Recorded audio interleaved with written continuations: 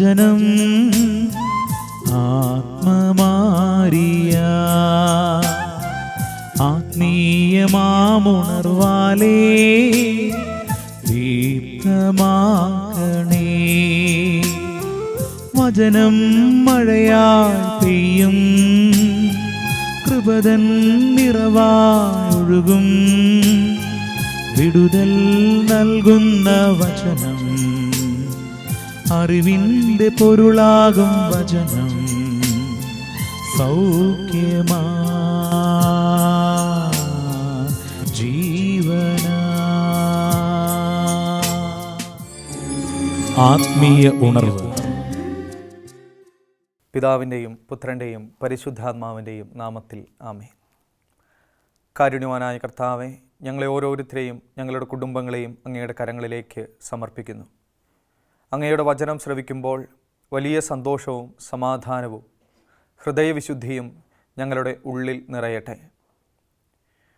വിളിക്കും മുൻപേ ഞാൻ അവർക്ക് ഉത്തരമരുളും, പ്രാർത്ഥിച്ചു തീരുന്നതിനു മുൻപേ ഞാനത് കേൾക്കും. ഏശയ്യാ പ്രവചനത്തിലെ ഈ തിരുവചനം ഞങ്ങൾ ഹൃദയത്തിൽ സൂക്ഷിക്കുന്നു. അങ്ങ് ഞങ്ങൾക്ക് ഉത്തരമരുളുന്ന ദൈവമാണ് എന്ന് ഞങ്ങൾ ഉറച്ചു വിശ്വസിക്കുന്നു. എങ്കിലും അങ്ങയുടെ സാന്നിധ്യം ഞങ്ങൾക്ക് അരികിൽ അനുഭവവേദ്യമാകാതെ വരുമ്പോഴും, അങ്ങയുടെ സ്വരം ഞങ്ങൾക്ക് കേൾക്കാൻ കഴിയാതെ വരുമ്പോഴും അങ്ങയോട് ചേർന്ന് നിൽക്കുവാനും അങ്ങയെ സ്നേഹിക്കുവാനും അങ്ങയുടെ കരം മുറുകെ പിടിക്കുവാനും ഞങ്ങളെ ഒരുക്കണമേ. ജീവിതത്തിൽ ഇരുളടഞ്ഞ നിമിഷങ്ങളിലും അന്ധകാരം കടന്നു വരുന്നു എന്ന് തോന്നുമ്പോഴും ദൈവമേ എന്ന് വിളിച്ച് ഞങ്ങളുടെ ഹൃദയം അങ്ങയോട് ചേർത്ത് വയ്ക്കുവാൻ ഞങ്ങളെ ഒരുക്കണമേ, രൂപപ്പെടുത്തണമേ. പരിശുദ്ധാത്മാവിനെ ഈ നിമിഷങ്ങളിൽ ഞങ്ങളുടെ കുടുംബങ്ങളിലേക്കും ഞങ്ങളുടെ വ്യക്തി ജീവിതത്തിലേക്കും വർഷിക്കണമേ. ആത്മാവിൻ്റെ അഭിഷേകം, വചനത്തിൻ്റെ അഭിഷേകം, തിരുരക്തത്തിൻ്റെ അഭിഷേകം ഞങ്ങളിൽ നിറയട്ടെ. ആമേൻ. പ്രിയമുള്ളവരെ, നമുക്ക് വിശുദ്ധ മർക്കോസ് അറിയിച്ച സുവിശേഷത്തിൻ്റെ 5-ാം അധ്യായം 27 മുതലുള്ള തിരുവചനങ്ങൾ വായിച്ചു കേൾക്കാം. അവൾ യേശുവിനെക്കുറിച്ച് കേട്ടിരുന്നു. ജനക്കൂട്ടത്തിനിടയിലൂടെ അവൾ അവൻ്റെ പിന്നിൽ ചെന്ന് വസ്ത്രത്തിൽ സ്പർശിച്ചു. അവൻ്റെ വസ്ത്രത്തിൽ ഒന്ന് തൊട്ടാൽ മാത്രം മതി, ഞാൻ സുഖം പ്രാപിക്കും എന്ന് അവൾ വിചാരിച്ചിരുന്നു. തൽക്ഷണം അവളുടെ രക്തസ്രാവം നിലച്ചു. താൻ രോഗവിമുക്തിയായിരിക്കുന്നുവെന്ന് അവൾക്ക് ശരീരത്തിൽ അനുഭവപ്പെട്ടു. യേശുവാകട്ടെ തന്നിൽ നിന്നും ശക്തി പുറപ്പെട്ടെന്നറിഞ്ഞ് പെട്ടെന്ന് ജനക്കൂട്ടത്തിന് നേരെ തിരിഞ്ഞു ചോദിച്ചു, ആരാണ് എൻ്റെ വസ്ത്രത്തിൽ സ്പർശിച്ചത്? ശിഷ്യന്മാർ അവനോട് പറഞ്ഞു, ജനം മുഴുവൻ നിനക്ക് ചുറ്റും തിക്കിക്കൂടുന്നത് കാണുന്നില്ലേ?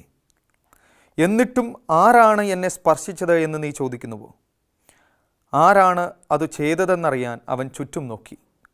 ആ സ്ത്രീ തനിക്ക് സംഭവിച്ചതറിഞ്ഞ് ഭയന്ന് വിറച്ച് അവൻ്റെ കാൽക്കൽ വീണ് സത്യം തുറന്നു പറഞ്ഞു. അവൻ അവളോട് പറഞ്ഞു, മകളെ, നിന്റെ വിശ്വാസം നിന്നെ രക്ഷിച്ചിരിക്കുന്നു. സമാധാനത്തോടെ പോവുക, വ്യാധിയിൽ നിന്ന് വിമുക്തിയായിരിക്കുക.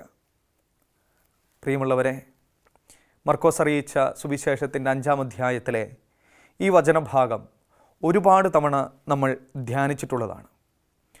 ഈ സ്ത്രീക്ക് വലിയ ഒരു രോഗത്തിൽ നിന്നും യേശു സൗഖ്യം നൽകുന്ന അനുഭവം. അത് സംഭവിക്കുന്നത് 12 വർഷത്തെ കാത്തിരിപ്പിന് ശേഷമാണ്. 12 വർഷമായി ഈ രോഗത്തിൻ്റെ ദുരിതം പേറിയിരുന്ന ഒരു വ്യക്തിയായിരുന്നു ഈ മകളെന്ന് വചനം വ്യക്തമായി നമ്മെ ഓർമ്മിപ്പിക്കുന്നുണ്ട്. അതായത് ഇത്രയധികം വേദനകളിലൂടെ കടന്നുപോയിട്ടും ഇത്രയധികം അന്ധകാരം നിറഞ്ഞ നിമിഷങ്ങളിലൂടെ യാത്ര ചെയ്തിട്ടും യേശു തൻ്റെ അരികിലേക്ക് വരുമ്പോൾ അവൻ്റെ വസ്ത്രത്തിൻ്റെ വിളുമ്പിലൊന്ന് സ്പർശിച്ചാൽ പോലും സൗഖ്യം ലഭിക്കുമെന്ന് വിശ്വസിക്കാൻ അവൾക്ക് കഴിയുന്നുണ്ട്. അതാണ് വിശ്വാസത്തിൻ്റെ ആഴം. ഒരു പക്ഷേ നമ്മുടെയൊക്കെ ജീവിതത്തിൽ, കുടുംബങ്ങളിൽ എല്ലാം ഭംഗിയായി മുൻപോട്ട് പോകുമ്പോൾ ദൈവത്തിൽ ആശ്രയിക്കുക, ദൈവത്തിൽ വിശ്വസിക്കുക എന്ന് പറയുന്നത് കുറേ കൂടി എളുപ്പമാണ്. എൻ്റെ കുടുംബത്തിന്, വ്യക്തിജീവിതത്തിന് വേണ്ടത്ര സാമ്പത്തിക ഭദ്രതയുണ്ട്, രോഗങ്ങളൊന്നും നമ്മെ അലട്ടുന്നില്ല, മക്കളെല്ലാം വളരെ സുരക്ഷിതരായി മുന്നോട്ട് യാത്ര ചെയ്യുന്നു. അങ്ങനെയുള്ള എല്ലാം സുരക്ഷിതമായ ഭംഗിയായ അവസ്ഥകളിൽ ദൈവത്തിൽ വിശ്വസിക്കുക എന്ന് പറയുന്നത് ഒരുപക്ഷെ നമുക്കൊന്നും വലിയ വെല്ലുവിളിയായി മാറുന്നില്ല. എന്നാൽ അന്ധകാരം നിറഞ്ഞു നിൽക്കുന്ന നിമിഷങ്ങളിൽ, എത്രയൊക്കെ പ്രാർത്ഥിച്ചിട്ടും ഉത്തരം ലഭിക്കാത്ത ചില ഘട്ടങ്ങളിൽ വിശ്വാസമുണ്ടോ, ആ വിശ്വാസം തിളങ്ങി നിൽക്കുന്നുണ്ടോ എന്നുള്ളത് വളരെ പ്രധാനപ്പെട്ട ഒരു ചോദ്യമാണ്. നാമൊക്കെ ധ്യാനിക്കേണ്ട ഒരു വിഷയവുമാണ്. പഴയ നിയമത്തിൽ ജോബിൻ്റെ പുസ്തകമെടുത്ത് വായിക്കുമ്പോൾ നമുക്കറിയാം, ദൈവസന്നിധിയിൽ വലിയ പ്രീതി നേടിയ ഒരു വ്യക്തിയായിരുന്നു ജോബ്. 1-ാം അധ്യായത്തിൻ്റെ 8-ാം തിരുവചനത്തിൽ ദൈവം പിശാചുമായുള്ള സംഭാഷണത്തിൽ ജോബിനെക്കുറിച്ച് ഇപ്രകാരം പറയുന്നുണ്ട്: എൻ്റെ ദാസനായ ജോബിനെ നീ ശ്രദ്ധിച്ചോ, അവനെപ്പോലെ സത്യസന്ധനും നിഷ്കളങ്കനും ദൈവത്തെ ഭയപ്പെടുന്നവനും തിന്മയിൽ നിന്ന് അകന്നു ജീവിക്കുന്നവനുമായി ഭൂമുഖത്ത് ആരെങ്കിലുമുണ്ടോ? പ്രിയമുള്ളവരെ, എത്ര വലിയ നന്മയാണ് ജോബിനെക്കുറിച്ച് ദൈവം പറയുക. കാരണം അത്രമാത്രം വിശ്വസ്തയോടുകൂടി ദൈവത്തോട് ചേർന്ന് നിൽക്കുന്ന ഒരു മനുഷ്യൻ. എന്നിട്ടും അദ്ദേഹത്തിൻ്റെ ജീവിതത്തിൽ സംഭവിച്ചത് എന്തെന്ന് നമുക്കറിയാം. ഒരു ദിവസം കൊണ്ട്, ചില നിമിഷങ്ങൾ കൊണ്ട് അതുവരെ നേടിയ സൗഭാഗ്യങ്ങളെല്ലാം, അനുഗ്രഹങ്ങളെല്ലാം ആ മനുഷ്യന് നഷ്ടമാവുകയാണ്. മക്കളെ നഷ്ടപ്പെട്ടു, ധനം നഷ്ടപ്പെട്ടു, ജോലിക്കാരെ മുഴുവൻ നഷ്ടമായി. അവസാനം ഇത്രമാത്രം വേദനകളുടെ നടുവിൽ, നൊമ്പരങ്ങളുടെ നടുവിലിരിക്കുന്ന ജോബിൻ്റെ അടുക്കലേക്ക് ആ മനുഷ്യൻ്റെ ഭാര്യ പോലും കടന്നു വന്നിട്ട് ഇങ്ങനെയാണ് പറയുക: ഇനിയും ദൈവഭക്തിയിൽ ഉറച്ചു നിൽക്കുന്നു, ദൈവത്തെ ശപിച്ചിട്ട് മരിക്കുക. ജോബ് ഇപ്രകാരമാണ് മറുപടി പറഞ്ഞത്: ഭോഷത്വം പറയുന്നു, ദൈവകരങ്ങളിൽ നിന്നും നന്മ സ്വീകരിച്ച നാം തിന്മ സ്വീകരിക്കാൻ മടിക്കുകയോ? ഇക്കാര്യങ്ങളിലൊന്നും ജോബ് നാവുകൊണ്ട് പാപം ചെയ്തില്ല. സ്നേഹമുള്ളവരെ, പലപ്പോഴും നമുക്ക് നമ്മുടെ ജീവിതങ്ങളിലേക്ക് വേദനകൾ കടന്നു വരുമ്പോൾ ദൈവത്തിലുള്ള വിശ്വാസത്തിൽ, ദൈവത്തിലുള്ള ആശ്രയബോധത്തിൽ നിലനിൽക്കാൻ കഴിയാറില്ല. നാമൊക്കെ ചിലപ്പോഴെങ്കിലും നാവുകൊണ്ടെങ്കിലും പാപം ചെയ്യുന്നു. അതായത് ദൈവം കേൾക്കുന്നില്ലെന്ന്, ദൈവം കാണുന്നില്ലെന്ന്, ദൈവം മറുപടി നൽകില്ലെന്ന് നാമൊക്കെ ചിലപ്പോഴെങ്കിലും നമ്മെ തന്നെ പറഞ്ഞ് ബോധ്യപ്പെടുത്തുന്നു. പക്ഷേ എത്രയൊക്കെ ഇരുളടഞ്ഞ നിമിഷങ്ങളിലും, എത്രയൊക്കെ തകർന്നു പോകുന്ന അവസരങ്ങളിലും നമ്മുടെ അരികിലുള്ള ഒരു ദൈവമുണ്ട് എന്നുള്ള ചിന്ത വലുതാണ്. ഫ്രാൻസിസ് മാർപ്പാപ്പയുടെ ആദ്യത്തെ ചാക്രിക ലേഖനം വിശ്വാസത്തിൻ്റെ വെളിച്ചം ഒരുപക്ഷെ നമുക്ക് പഠിച്ചിട്ടുള്ള, വായിച്ചിട്ടുള്ള ഒന്നാണ്. അതിൽ പരിശുദ്ധ പിതാവ് വളരെ മനോഹരമായ ഒരു കാര്യം പറഞ്ഞു വയ്ക്കുന്നുണ്ട്. വിശ്വാസം ഒരിക്കലും നമുക്ക് വീഴില്ല എന്ന ഉറപ്പ് നൽകുന്നില്ല. അതായത് വിശ്വസിക്കുമ്പോഴും ദൈവത്തിൽ ആശ്രയിക്കുമ്പോഴും നാമൊക്കെ തളർന്നു പോകാനുള്ള, വീണു പോകാനുള്ള സാധ്യതകളുണ്ട്. പക്ഷേ മാർപ്പാപ്പ ഇങ്ങനെ കൂട്ടിച്ചേർക്കും: വിശ്വാസം നമുക്ക് നൽകുന്ന ഒരു ഉറപ്പ് ഇതാണ്: നാം തളർന്നു പോകുമ്പോൾ, നാം വീണു പോകുമ്പോൾ നമ്മുടെ കരം പിടിക്കാൻ അരികിൽ ഒരു ദൈവമുണ്ട്. പ്രിയമുള്ളവരെ, ഈ ബോധ്യം ഏറ്റവും അധികം ഉള്ളിൽ നിറഞ്ഞ ഒരു മനുഷ്യനായിരുന്നു ജോബ്. അതുകൊണ്ട് തന്നെ ജോബിൻ്റെ പുസ്തകം 23-ാം അധ്യായം 8 മുതലുള്ള തിരുവചനങ്ങളിൽ നമ്മൾ ഇങ്ങനെ വായിക്കും: ഇതാ, ഞാൻ മുൻപോട്ട് പോയാൽ അവിടുന്ന് അവിടെയില്ല, പുറകോട്ട് പോയാലും അവിടുത്തെ കാണാൻ സാധിക്കുകയില്ല. ഇടതുവശത്ത് ഞാൻ അവിടുത്തെ അന്വേഷിക്കുന്നു, എന്നാൽ എനിക്കവിടുത്തെ കാണാൻ സാധിക്കുന്നില്ല. വലതുവശത്തേക്ക് തിരിഞ്ഞാലും ഞാൻ അവിടുത്തെ കാണുന്നില്ല. എന്നാൽ എൻ്റെ വഴി അവിടുന്ന് അറിയുന്നു, അവിടുന്ന് എന്നെ പരീക്ഷിച്ച് കഴിയുമ്പോൾ ഞാൻ സ്വർണം പോലെ പ്രകാശിക്കും. എത്ര മനോഹരമായ വചനമാണ്! എൻ്റെ വഴി ദൈവം അറിയുന്നു, അവിടുന്ന് എന്നെ പരീക്ഷിച്ച് കഴിയുമ്പോൾ ഞാൻ സ്വർണം പോലെ പ്രകാശിക്കും. നമുക്കൊക്കെ പറയാൻ കഴിയണം: എൻ്റെ ദൈവം എന്നെ പരീക്ഷിച്ച് കഴിയുമ്പോൾ ഞാൻ സ്വർണം പോലെ പ്രകാശിക്കും. ഒരു അമേരിക്കൻ എഴുത്തുകാരൻ, ഫിലിപ്പ് യാങ്കെ എന്നു പേരുള്ള ഒരു എഴുത്തുകാരൻ, അദ്ദേഹം ഇപ്രകാരം പറഞ്ഞു വയ്ക്കും: സൗഹൃദം പരീക്ഷിക്കപ്പെടുന്നത് എപ്പോഴും നിശബ്ദതയിലും അകൽച്ചയിലുമാണ്. അതായത് നമുക്ക് നമ്മുടെ സുഹൃത്ത് അരികിലില്ലാതിരിക്കുമ്പോൾ, അദ്ദേഹത്തിൽ നിന്നും ഒരു മറുപടി പോലും ലഭിക്കാതിരിക്കുമ്പോൾ, അപ്പോഴും ആ സൗഹൃദം നിലനിൽക്കുന്നുണ്ടോ എന്നുള്ളതാണ് ചോദ്യം. പ്രിയമുള്ളവരെ, ദൈവവുമായുള്ള ആത്മബന്ധത്തിലും ഇത് വളരെ പ്രധാനപ്പെട്ട ഒരു കാര്യമാണ്. മറുപടിക്ക് വേണ്ടി ഒരുപക്ഷെ ആഴ്ചകൾ, മാസങ്ങൾ, വർഷങ്ങൾ ഒക്കെ നാം കാത്തിരിക്കാറുണ്ട്. അത് ലഭിക്കാതാകുമ്പോൾ എൻ്റെ ദൈവം എന്നെ കൈവിട്ടു എന്ന് നിരാശയോടെ പറയുന്ന മനുഷ്യരാണോ നാം? അങ്ങനെയെങ്കിൽ വചനം നമ്മെ ഓർമ്മിപ്പിക്കുന്നു, പരീക്ഷണം കഴിയുമ്പോൾ നാം സ്വർണം പോലെ പ്രകാശിക്കും. പക്ഷേ ദൈവത്തിൽ ആശ്രയിക്കാൻ കഴിയണം. ജോബ് ഇവിടെ പറഞ്ഞു വയ്ക്കുന്നത് മുഴുവൻ എനിക്ക് അവിടുത്തെ അനുഭവിക്കാൻ കഴിയുന്നില്ല എന്നുള്ള വേദനയാണ്. എത്രയോ വിശുദ്ധരുടെ ജീവിതങ്ങൾ ഇത് നമ്മെ ഓർമ്മിപ്പിക്കുന്നുണ്ട്. നമ്മുടെ കാലഘട്ടത്തിൻ്റെ വിശുദ്ധയായ മദർ തെരേസ, അമ്മയെക്കുറിച്ച് ഇപ്രകാരമാണ് ചരിത്രം പറയുക: 40 വർഷങ്ങളോളം ഒരുപക്ഷെ പ്രത്യക്ഷമായ യാതൊരു ദൈവാനുഭവമില്ലാതെ അമ്മ മുൻപോട്ട് പോയി. ദൈവത്തിൽ നിന്നും യാതൊരു ഉത്തരവും ലഭിക്കാത്ത 40 വർഷങ്ങൾ. പക്ഷേ അപ്പോഴും അമ്മയുടെ ജീവിതത്തിൽ സംഭവിച്ചുകൊണ്ടിരുന്ന ഒരു കാര്യം ഇതാണ്: എല്ലാ പ്രഭാതങ്ങളിലും രാവിലെ 3 മണിക്ക് ഉണർന്നെഴുന്നേറ്റ് അമ്മ ദിവികാരുണ്യ സന്നിധിയിൽ വരുമായിരുന്നു. കരങ്ങൾ ഉയർത്തി പ്രാർത്ഥിക്കുമായിരുന്നു.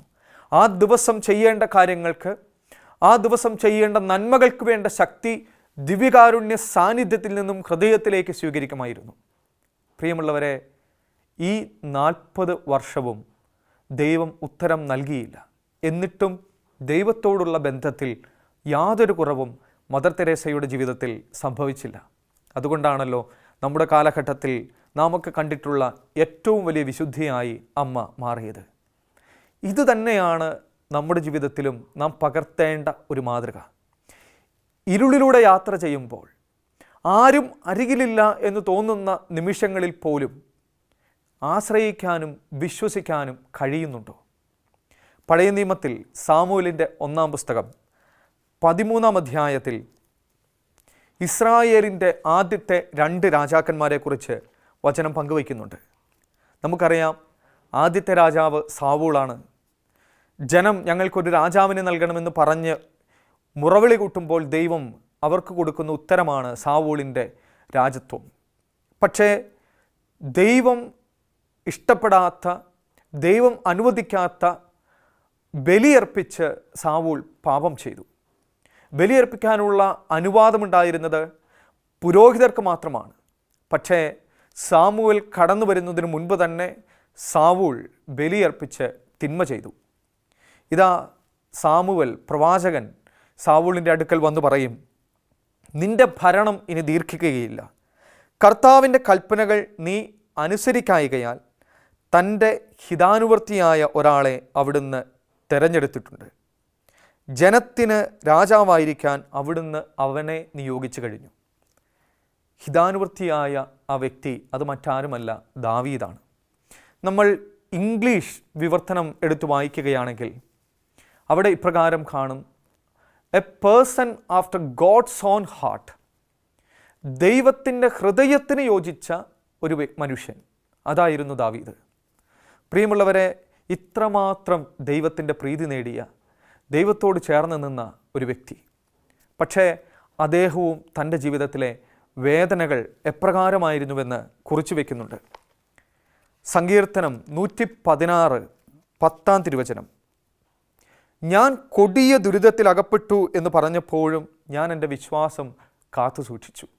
അതായത് വലിയ ദുരിതങ്ങളുടെ, വേദനകളുടെ ഒരുപാട് ഘട്ടങ്ങൾ ദാവീദിൻ്റെ ജീവിതത്തിലുമുണ്ടായിരുന്നു. പക്ഷേ അപ്പോഴും ഞാൻ എൻ്റെ വിശ്വാസം കാത്തു സൂക്ഷിച്ചു എന്നാണ് ദാവീദ് പറഞ്ഞു വയ്ക്കുക.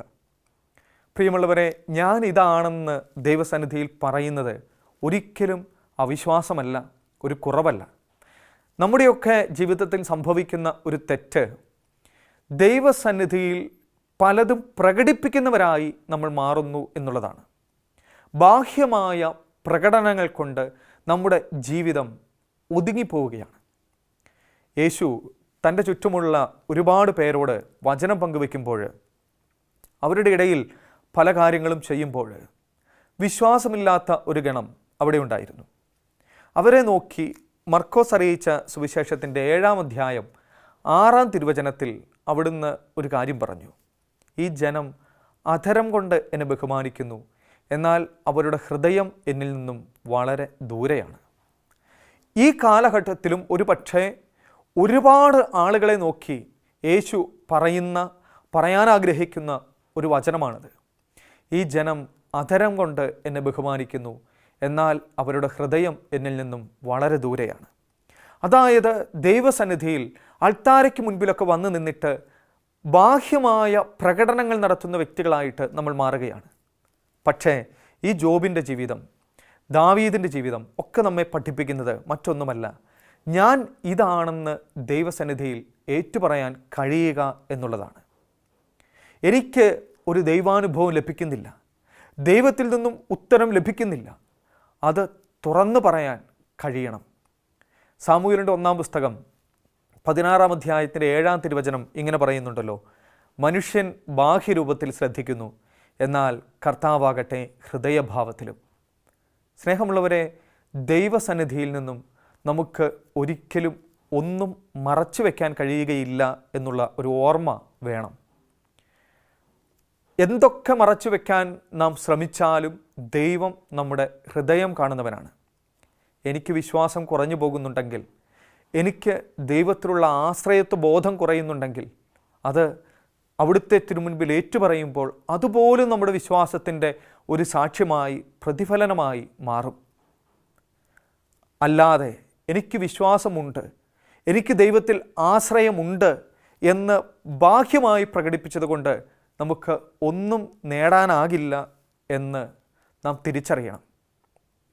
വചനം പറയുന്നുണ്ടല്ലോ, ഏശയ്യാ പ്രവചനത്തിൻ്റെ 59-ാം അധ്യായം 1-ാം തിരുവചനം, നിങ്ങളെ രക്ഷിക്കാൻ കഴിയാത്ത വിധം കർത്താവിൻ്റെ കരം കുറുകിപ്പോയിട്ടില്ല, കേൾക്കാനാകാത്ത വിധം അവിടുത്തെ കാതുകൾക്ക് മാന്യം സംഭവിച്ചിട്ടില്ല. വളരെ മനോഹരമായിട്ടുള്ള ഒരു വാഗ്ദാനമാണ്, ഒരു വചനമാണത്. നാമൊക്കെ എത്ര വലിയ തകർച്ചയിലാണെങ്കിലും, നാമൊക്കെ എത്ര വലിയ വേദനകളിലാണെങ്കിലും നമ്മെ കരം പിടിച്ചുയർത്താൻ കഴിയുന്നവനാണ് നമ്മുടെ ദൈവം എന്നുള്ള ഒരു ഉറപ്പ്. ശിഷ്യന്മാർ ലൂക്കാസ് വിശേഷത്തിൻ്റെ 17-ാം അധ്യായത്തിൽ ഇപ്രകാരം പ്രാർത്ഥിക്കുന്നുണ്ട്, ഞങ്ങളുടെ വിശ്വാസം വർദ്ധിപ്പിക്കണമേ. അവരെല്ലാവരും യേശുവിൻ്റെ തിരുമുൻപിൽ ചെന്ന് ഇങ്ങനെയാണ് പ്രാർത്ഥിക്കുക, വിശ്വാസം വർദ്ധിപ്പിക്കണമേ. പ്രിയമുള്ളവരെ, ഒരുപക്ഷെ നാമൊക്കെ എപ്പോഴും ഹൃദയത്തിൽ വെക്കേണ്ട ഒരു പ്രാർത്ഥനയാണത്. എൻ്റെ ഈ തകർച്ചകളിൽ, എൻ്റെ ഈ വേദനകളിൽ നിന്നെ എനിക്ക് അനുഭവവേദ്യമാകാതെ വരുമ്പോഴും എൻ്റെ വിശ്വാസം കാത്തു സൂക്ഷിക്കാൻ എന്നെ പഠിപ്പിക്കണമേ. സാമൂവേലിൻ്റെ 1-ാം പുസ്തകം തന്നെ 1-ാം അധ്യായത്തിൽ നമ്മോട് പങ്കുവയ്ക്കുന്ന ഒരു അനുഭവമുണ്ട്, ഹന്നായുടെ ജീവിതത്തെക്കുറിച്ച്. നമുക്കറിയാം, മക്കളില്ലാതിരുന്ന സ്ത്രീ എപ്രകാരമാണ് ദൈവസന്നിധിയിൽ തൻ്റെ ഹൃദയം ചൊരിഞ്ഞത് എന്നാണ് ആ അധ്യായം നമ്മോട് പങ്കുവയ്ക്കുക. ദൈവം മക്കളെ നൽകാതിരുന്നപ്പോഴും, അങ്ങനെ ഇരുളടഞ്ഞ ഒരു അവസ്ഥയിലൂടെ കടന്നു പോകേണ്ടി വന്നപ്പോഴും, പ്രിയമുള്ളവരെ, ആ സ്ത്രീ ചെലവഴിക്കുന്നത്, തൻ്റെ സമയം ചെലവഴിക്കുന്നത് ദേവാലയത്തിലാണ്, മറ്റെവിടേക്കും പോയില്ല. കാരണം തനിക്കപ്പോഴും മറ്റെവിടേക്കും പോകാനിടമില്ല എന്ന് അവൾക്ക് ഉറപ്പുണ്ടായിരുന്നു. പുരോഹിതനായ ഏലി വന്ന് അവൾ മദ്യപിച്ചു എന്ന് കരുതി പെരുമാറുമ്പോഴും ആ സ്ത്രീ ഹന്ന കൊടുക്കുന്ന മറുപടി ഇപ്രകാരമാണ്, ഞാൻ എൻ്റെ ഹൃദയം ദൈവത്തിൻ്റെ മുൻപിൽ ചൊരിയുകയായിരുന്നു, എൻ്റെ ഹൃദയ വികാരങ്ങൾ ഞാൻ ദൈവത്തോട് പങ്കുവയ്ക്കുകയായിരുന്നു. അവസാനം നമ്മൾ ഇങ്ങനെ വായിക്കും, അവൾ സ്വന്തം ഭവനത്തിലേക്ക് മടങ്ങിപ്പോയി, പിന്നീട് ഒരിക്കലും അവളുടെ മുഖം മ്ലാനമായിട്ടില്ല. എത്രയോ മനോഹരമായ ഒരു വചനഭാഗമാണ്. ഹൃദയവികാരങ്ങൾ, ഹൃദയം അതേപടി ദൈവത്തിൻ്റെ മുൻപിൽ പങ്കുവയ്ക്കുന്നവർ, ചൊരിയുന്നവർ ഇപ്രകാരമുള്ള അനുഗ്രഹം അനുഭവിക്കും. അവരുടെ മുഖം പിന്നീട് ഒരിക്കലും മ്ലാനമാവുകയില്ല. പലപ്പോഴും നമ്മുടെയൊക്കെ ജീവിതത്തിൽ സംഭവിക്കുന്നത്, ചില നൈമിഷികമായ വികാരങ്ങൾ തൃപ്തിപ്പെടുന്നതിന് വേണ്ടിയാണ് നാമൊക്കെ ദൈവസന്നിധിയിൽ വന്ന് പ്രാർത്ഥിക്കുക. അങ്ങനെ ഏതെങ്കിലും ഒരു വികാരപരമായ സംതൃപ്തി നമുക്ക് ലഭിക്കുമ്പോൾ നമ്മൾ കരുതും, ഞാൻ ദൈവത്തെ സ്നേഹിച്ചു, ഞാൻ ദൈവത്തെ ആരാധിച്ചു. ഉദാഹരണത്തിന്, നമുക്കുണ്ടായിരുന്ന ഒരു രോഗം സുഖപ്പെടാൻ നമ്മൾ പ്രാർത്ഥിച്ചു. രോഗം സൗഖ്യപ്പെടുമ്പോൾ നമ്മൾ കരുതും ഞാൻ ദൈവവുമായി ആഴമായ ഒരു ബന്ധത്തിലാണ്, ദൈവത്തെ ഞാൻ വേണ്ടുവോളം സ്നേഹിച്ചു കഴിഞ്ഞു. അല്ലെങ്കിൽ ഒരു കടബാധ്യത മാറാൻ വേണ്ടി നമ്മൾ പ്രാർത്ഥിക്കും. അത് മാറുമ്പോൾ നമ്മൾ കരുതും ഞാനും ദൈവവും തമ്മിൽ ഏറെ അടുപ്പമുണ്ട്, കാരണം ദൈവം എന്നെ ഇത്രയധികം അനുഗ്രഹിച്ചു. പക്ഷേ പ്രിയമുള്ളവരെ, ഇങ്ങനെ നൈമിഷികമായ ചില കാര്യങ്ങൾ ലഭിക്കുന്നത് കൊണ്ടല്ല നമ്മുടെ വിശ്വാസം നമ്മൾ ജീവിക്കേണ്ടത്. മറിച്ച് ഇതൊന്നും ലഭിക്കാതിരിക്കുമ്പോൾ എങ്ങനെ നാം ദൈവത്തെ സ്നേഹിക്കുന്നു, അതാണ് പ്രധാനം. പൗലോസ്ലീഹ കൊറീന്തോസിലെ സഭയ്ക്ക് എഴുതിയ 1-ാം ലേഖനത്തിൻ്റെ 3-ാം അധ്യായത്തിൽ ഇപ്രകാരം പറയുന്നുണ്ട്: ശിശുക്കളായിരുന്നതുകൊണ്ട് ഞാൻ നിങ്ങൾക്ക് കട്ടിയുള്ള ഭക്ഷണങ്ങൾ നൽകിയില്ല. വചനം ഇപ്രകാരമാണ്: ഗുരുവായ ഭക്ഷണം കഴിക്കാൻ ശക്തരല്ലാതിരുന്നതിനാൽ നിങ്ങൾക്ക് ഞാൻ പാൽ തന്നു. ഇപ്പോഴും നിങ്ങൾ ആ അവസ്ഥയിലാണ്. എന്തെന്നാൽ നിങ്ങളിപ്പോഴും ജഡിക മനുഷ്യർ തന്നെ. നിങ്ങളുടെ ഇടയിൽ അസൂയയും തർക്കവും നിലനിൽക്കുമ്പോൾ നിങ്ങൾ ജഡികരും സാധാരണക്കാരുമല്ലേ. അതായത് ഗുരുവായത് ഭക്ഷിക്കാൻ കഴിയാത്തത് കൊണ്ട് നിങ്ങൾക്ക് ഞാൻ പാൽ തന്നു എന്നാണ് പൗലോസ്ലീഹ കുറിച്ചു വയ്ക്കുക. അതായത് ആത്മീയ ജീവിതത്തിൻ്റെ വളരെ താഴ്ന്ന തട്ടിൽ നിൽക്കുമ്പോഴാണ് ചില നൈമിഷികമായ വികാരങ്ങളുടെ സംതൃപ്തി കൊണ്ട് നാം മുൻപോട്ട് പോവുക. അല്ലെങ്കിൽ അല്പം കൂടി ഉയർന്ന ഒരു അവസ്ഥയിലാണെങ്കിൽ നമുക്ക് ഒരു ഉത്തരവും ലഭിക്കാതിരിക്കുമ്പോഴും ദൈവം നമ്മുടെ കരം പിടിക്കുന്നില്ല എന്ന് തോന്നുമ്പോഴും ആശ്രയിക്കാനും വിശ്വസിക്കാനും നമുക്ക് കഴിയും. അതാണല്ലോ മർക്കോസ് അറിയിച്ച സുവിശേഷത്തിൻ്റെ 5-ാം അധ്യായത്തിൽ ആ സ്ത്രീയുടെ അനുഭവം. 12 വർഷം യാതൊരു ദൈവാനുഭവമില്ലാതെ അവൾ മുൻപോട്ട് പോയി. യോഹന്നാൻ അറിയിച്ച സുവിശേഷത്തിൻ്റെ 5-ാം അധ്യായവും അതുതന്നെയാണ്. 38 വർഷമായി തളർന്നു കിടന്ന ഒരു മനുഷ്യൻ. അത്രയും കാലം ആ വ്യക്തിക്ക് യാതൊരു ദൈവാനുഭവവും ഉണ്ടായിരുന്നില്ല. പ്രിയമുള്ളവരെ, ഇങ്ങനെയുള്ള ഒരുപാട് ആളുകളെക്കുറിച്ച് വിശുദ്ധ ഗ്രന്ഥം നമ്മോട് പങ്കുവയ്ക്കുന്നുണ്ട്. അതുകൊണ്ട് നാമൊക്കെ ഹൃദയത്തിൽ സൂക്ഷിക്കേണ്ട ഒരു കാര്യം, ഇരുളടഞ്ഞിരിക്കുമ്പോഴും മുൻപിൽ വഴികൾ വ്യക്തമല്ലാത്തപ്പോഴും എനിക്ക് എൻ്റെ വിശ്വാസം കാത്തു സൂക്ഷിക്കാൻ കഴിയുന്നുണ്ടോ? എൻ്റെ കുടുംബത്തെ ദൈവത്തോട് ഒന്ന് ചേർത്ത് നിർത്താൻ കഴിയുന്നുണ്ടോ? ഇതൊക്കെ നമ്മൾ ധ്യാനിക്കേണ്ട ഒരു വിഷയമാണ്. അങ്ങനെയെങ്കിൽ ജോബിൻ്റെ പുസ്തകത്തിൽ നമ്മൾ വായിക്കുന്നത് പോലെ പരീക്ഷണം കഴിയുമ്പോൾ സ്വർണം പോലെ നാം എല്ലാം തിളക്കമുള്ളവരായി മാറും. പരീക്ഷണം കഴിയുമ്പോൾ ദൈവം നമ്മുടെ അരികിലുണ്ടായിരുന്നുവെന്ന്, ദൈവം നമ്മളെ മറന്നിട്ടില്ലായിരുന്നുവെന്ന്, അവിടുന്ന് നമ്മെ എപ്പോഴും കേൾക്കുന്നുണ്ടായിരുന്നുവെന്ന് നമ്മൾ തിരിച്ചറിയും. പ്രിയമുള്ളവരെ, അതുകൊണ്ട് നമ്മുടെ ഹൃദയം തമ്പുരാൻ്റെ മുൻപിൽ തുറന്നു വയ്ക്കാൻ നമുക്ക് കഴിയട്ടെ. വലിയ വിശുദ്ധരുടെ ജീവിതങ്ങളിലൂടെ കടന്നു പോകുമ്പോൾ ഇതിനെ അവർ ഇപ്രകാരം വിശേഷിപ്പിക്കും. കുരിശിലെ വിശുദ്ധ യോഹന്നാൻ ഇങ്ങനെയാണ് പറയുക: ആത്മാവിൻ്റെ ഇരുണ്ട രാത്രികൾ ഉണ്ടാകാം. ആത്മാവിൻ്റെ ഇരുണ്ട രാത്രികൾ എല്ലാ വ്യക്തികളുടെയും എല്ലാ കുടുംബങ്ങളുടെയും യാത്രകളിൽ കടന്നു വരും. അപ്പോഴും ദൈവത്തിൻ്റെ കരം പിടിക്കാൻ, നമ്മുടെ ഹൃദയം അവിടുത്തോട് ചേർത്ത് വയ്ക്കാൻ നമുക്ക് കഴിയട്ടെ. ദൈവം നമ്മെ എല്ലാവരെയും നമ്മുടെ കുടുംബങ്ങളെയും സമൃദ്ധമായി അനുഗ്രഹിക്കട്ടെ. ആമേൻ.